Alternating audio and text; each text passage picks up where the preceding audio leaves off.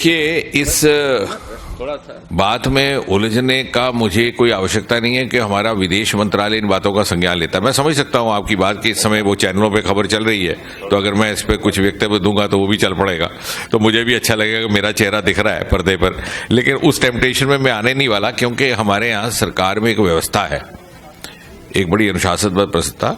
तो हमारा विदेश मंत्रालय इन सारी बातों का संज्ञान ले रहा है और ये उन्हीं की जिम्मेवारी है। जिस तरह से देश हित में जो भी आगे का निर्णय होगा वो हमें सूचित करेंगे और हम सबको ध्यान में आ जाएगा। मैं समझता हूं कि ये बात कहनी कि ये साइकिल बम कहना गरीबों का अपमान है, ये स्वयं अपने में अपमान है। इस प्रकार की टिप्पणी यदि अखिलेश जी करते हैं तो मुझे बड़ी आपत्ति है कि ये स्वयं एक आपत्तिजनक बयान है। इसका अर्थ ये हुआ कि गरीब की समझ को वो इतना कमतर समझते हैं। आज के भारत का आम नागरिक, चाहे वो कितना पढ़ा लिखा कि नहीं लिखा, इतनी सूझबूझ, इतनी जागरूकता रखता है, वो ये समझता है। हमने देखा दूर दराज पहाड़ों पे जाकर के, हमने वो वीडियो वायरल किया, 85 वर्ष की एक महिला, मुस्लिम समुदाय की महिला, कोई खास पढ़ाई नहीं की थी, अपने गांव से बाहर नहीं निकली थी। जब उसके पास पहुंच करके हमने पूछा तुम्हें क्या लगता है, तो भाई साहब क्या बोली, मैं तो ये सोच के बैठी थी कि इस जिंदगी में, इस जीवन काल में, उर्दू में कह रही थी, अपनी जिंदगी में कभी लाटू के दर्शन नहीं होंगे। बच्चे जाते थे, शहर से होकर के आते थे और सुनाया करते थे कि वहां से जगमगाती है बिजली रोशनी। हमें कभी इस बात का ना गुमान था ना कल्पना। आज मोदी जी की बदौलत ये लाटू आया है। तो गरीब से गरीब, क्योंकि गरीब हित के लिए ही मोदी जी ने सारे कार्य किए। मुझे लगता है सबसे अधिक जो मोदी जी की योजनाएं हैं उनकी समझ अगर आती है तो उस व्यक्ति को आती है जो इसका जरूरतमंद था।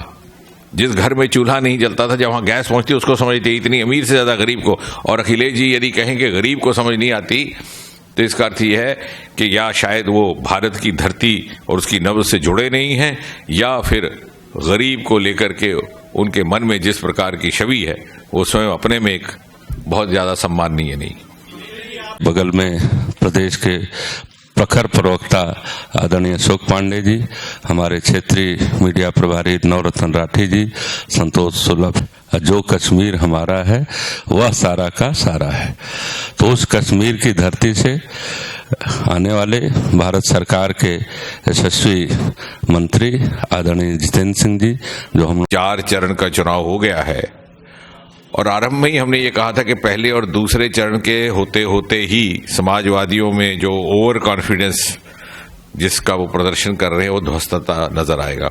और आपने देखा जो उनको कल्पना थी कि पहले और दूसरे चरण के बाद न मानो किसी तरह की कोई लहर उठ पड़ेगी, ऐसा कुछ देखने को दृश्य नहीं मिला। बल्कि तीसरे चरण पहुंचते पहुंचते सारे का सारा परिवार के वो सदस्य भी जो कभी सक्रिय राजनीति में नहीं रहे जीवन भर, वो भी उस दिन मंच पर आए, मुलायम सिंह यादव जी के समेत।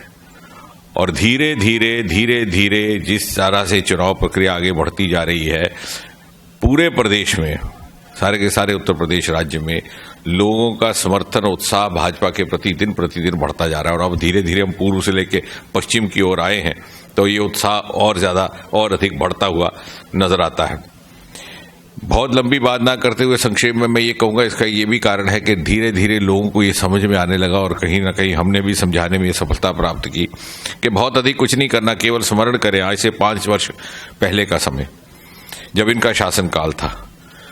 उत्तर प्रदेश की छवि ना केवल पूरे देश में किस प्रकार से दूषित कर दी गई थी, बल्कि जब उत्तर प्रदेश की सरकार का उल्लेख किया जाता, जिक्र किया जाता, तो क्या क्या नाम, किस किस टिप्पणी के साथ उसका उल्लेख होता। कोई कहता ये दंगा सरकार है, कोई कहता ये माफिया सरकार है, कोई कहता गुंडा सरकार है, कोई कहता अवैध जमीन कब्जा करने वाली सरकार है। आज प्रमाणित ढंग से, व्यवहारिक ढंग से 5 वर्षों की कठोर परिश्रम के उपरांत निष्ठा के साथ मोदी जी के नेतृत्व में, जोगी जी के माध्यम से ये छवि बदलने का कार्य हुआ है। उदाहरण के तौर पर मुख्तियार जैसे अपराधी को, जिसे बड़ी सुविधा से तत्कालीन सरकार ने यहां से जाने दिया और जाकर के पंजाब में शरण ले ली, उसको वहां से निकाल करके वापस उत्तर प्रदेश लाना, मुकदमा दायर करना और उसको सजा देना और आज वो कारागार में है, ये काम भी मोदी जी ही कर सकते थे और उनकी प्रेरणा से योगी जी इसको धरती पर अमल में ला सकते थे। क्योंकि जब दोनों सरकारों में एक समन्वय हो, केंद्र सरकार में और राज्य सरकार में, तो बहुत सारे ऐसे कार्य, बहुत सारी ऐसी योजनाएं जो पर्याप्त तौर पर धरती पर उतरने में असफल रहती हैं, उनका काम सफलतापूर्वक संपन्न करने का होता है। हमने जगह जगह कभी अनुमान भी लगा सकता है कि कितना परिवर्तन हुआ। ये परिवर्तन तभी संभव था कि मोदी जी ने यह संकल्प किया कि इसको एक नया स्वरूप देना है, और उसके परिणाम स्वरूप आज यहां श्रद्धालुओं की भी संख्या बढ़ी है। न केवल इस पूरे के पूरे क्षेत्र का सुंदरीकरण हुआ, बल्कि रिलीजियस टूरिज्म का काम भी राष्ट्रीय और अंतर्राष्ट्रीय स्तर पर हुआ। और जो योजनाएं हैं उनका उल्लेख करने की आवश्यकता नहीं। जब उज्ज्वला का हमारा कार्यक्रम था, उसके अंतर्गत 2.5 लाख परिवारों तक ये कनेक्शन गैस के पहुंच गए और दूसरे चरण में भी 19,000 तक हो गया है। न्यूनतम पेंशन 1,000 हो गई।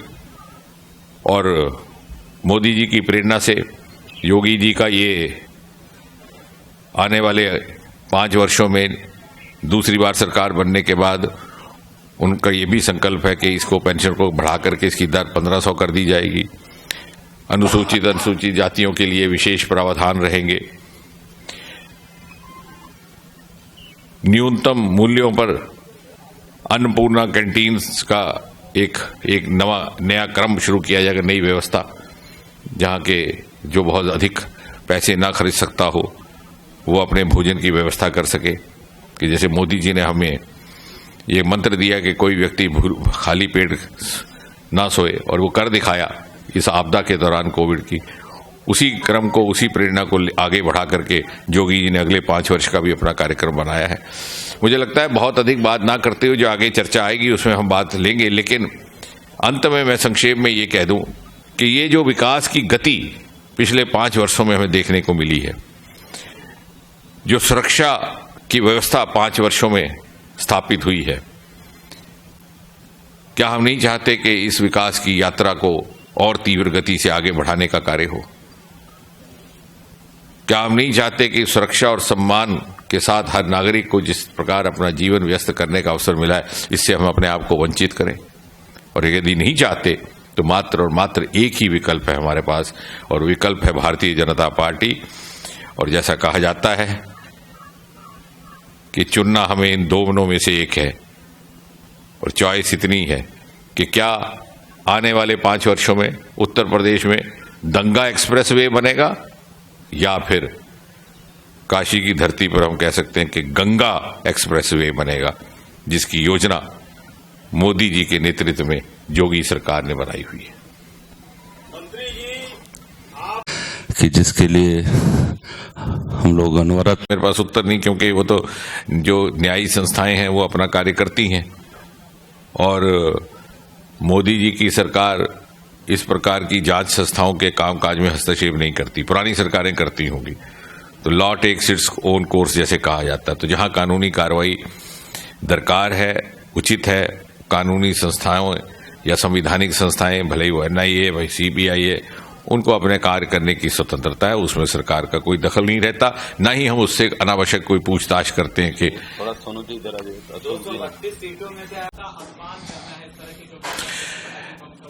मैं समझता हूं कि ये बात कहनी कि ये साइकिल बम कहना गरीबों का अपमान है, ये स्वयं अपने में अपमान है। इस प्रकार की टिप्पणी यदि अखिलेश जी करते हैं तो मुझे बड़ी आपत्ति है कि ये स्वयं एक आपत्तिजनक बयान है। इसका अर्थ ये हुआ कि गरीब की समझ को वो इतना कमतर समझते हैं। आज के भारत का आम नागरिक, चाहे वो कितना पढ़ा लिखा कि नहीं लिखा, इतनी सूझबूझ, इतनी जागरूकता रखता है, वो ये समझता है।